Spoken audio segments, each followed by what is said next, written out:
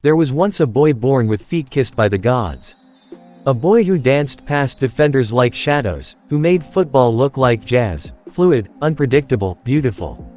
That boy was Hatem Ben Arfa. From the moment he touched a ball in the suburbs of Clamart, just outside Paris, everyone knew this kid was different. Not just talented, magical. Coaches whispered his name like a prophecy. He was the one. The next Zidane. Maybe even the next Messi.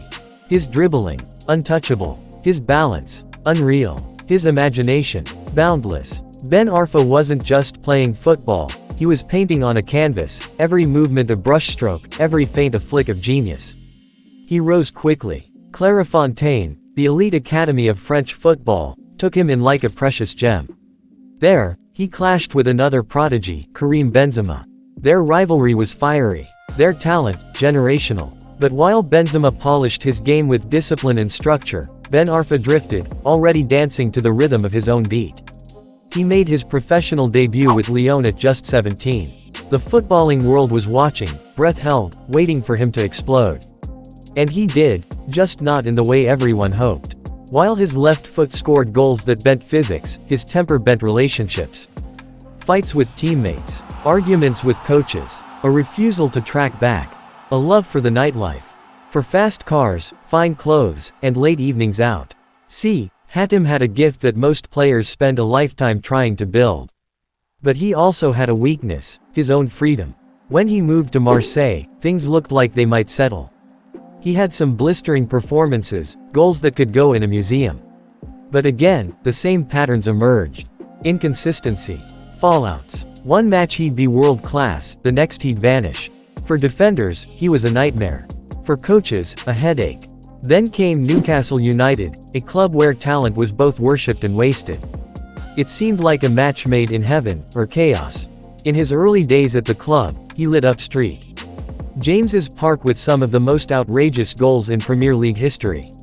Solo runs where he left half the team behind. Goals where it felt like the ball was glued to his feet. But then, injury. A horrific leg break that threatened to end it all. Many thought that was it for Ben Arfa. Another, what could have been. But he fought back, returned, slimmer, sharper, hungrier. For a while, it looked like he was ready to take football seriously.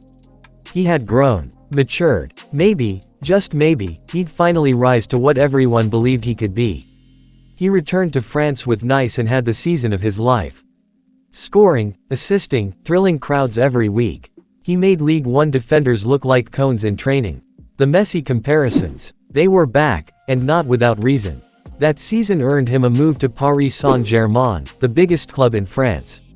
A reward, a second chance, or maybe a final one. But at PSG, the old issues returned. He didn't like being benched. Didn't like being told what to do. He clashed with management. He vanished from the starting 11. At one point, he was frozen out for almost a year, not because of injury, but because of attitude. There was a moment, just one, that summed up Hatem Ben Arfa perfectly. When asked once what drove him in football, he didn't say trophies, legacy, or goals. He said, "I play for pleasure. I play to enjoy. I play to feel alive." And that was it. That was always it. Ben Arfa wasn't chasing greatness. He wasn't chasing the Ballon d'Or. He was chasing a feeling. That's why he'd do 10 stepovers on the touchline when a simple pass would do. That's why he'd dribble in his own box. That's why, for all his genius, he never lasted long at any club. He played for the love of the game, but not the game that required discipline and sacrifice. He played the game in his own dream, on his own terms. From Hull City to Rennes, from Real Valladolid to Lille, his career was a series of comebacks and false dawns. Coaches tried, teams hoped, but in the end, they all found the same thing: you can't control a storm. Hatem Ben Arfa never fulfilled his potential, not because he lacked the talent, but because he loved life more than legacy. The night more than the morning grind. The art more than the discipline. He could have been a Ballon d'Or contender.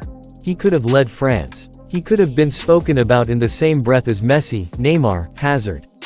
But maybe that's not what he wanted.